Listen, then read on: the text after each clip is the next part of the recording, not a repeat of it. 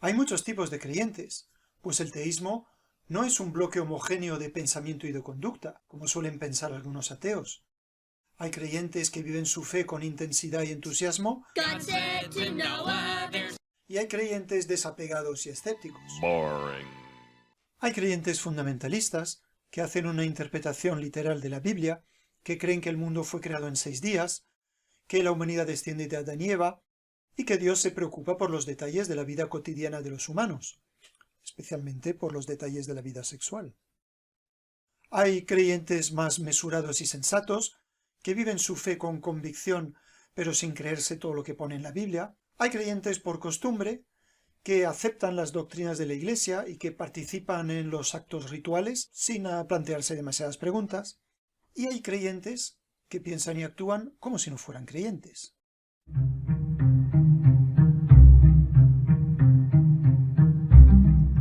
El deísta es el que cree en Dios, pero no cree en una religión. Lo cierto es que esta opción no suele aparecer en las encuestas sobre religión, y sin embargo, está cada vez más extendida entre la población. Incluso podemos decir que en las sociedades desarrolladas está convirtiéndose en la opción predominante, que cree en la existencia de un Dios, pero niega cualquier intervencionismo de ese Dios en la vida humana y en el universo en general. De hecho, hoy en día, el deísmo más extendido consiste en creer en un Dios que tiene algunos de los atributos del Dios cristiano, como son el ser todopoderoso, justo, benévolo y preocupado por el bien de los hombres, pero sin otorgarle ningún tipo de culto ni de veneración.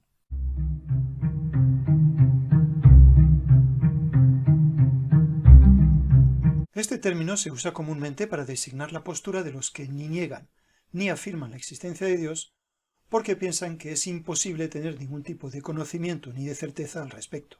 En otras palabras, y siguiendo la etimología del término, el agnóstico es aquel que no sabe si Dios existe.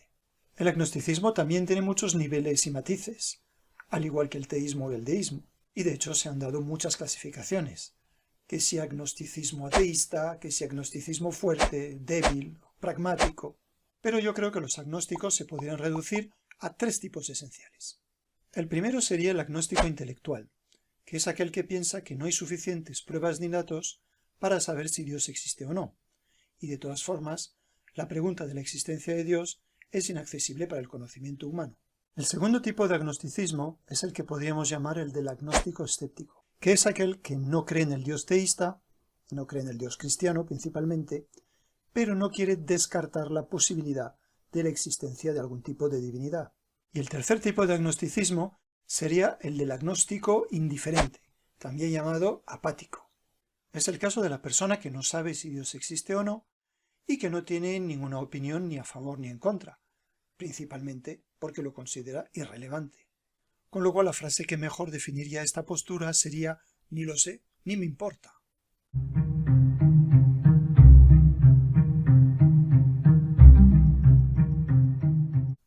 Lo reduciría a 3 tipos básicos. El primer tipo sería el ateísmo filosófico o teórico, que viene a ser una negación de cualquier entidad sobrenatural o de cualquier causa espiritual externa al universo material.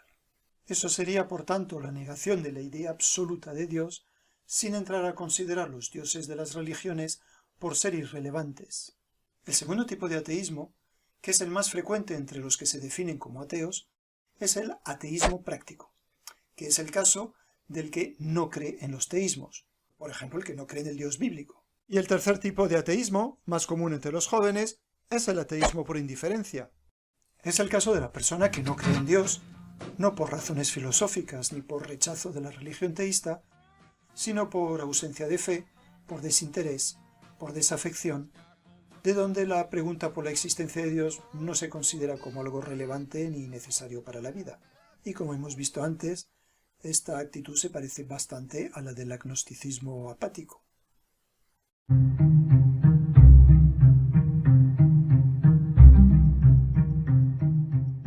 ¿Y qué es el sincretismo espiritual?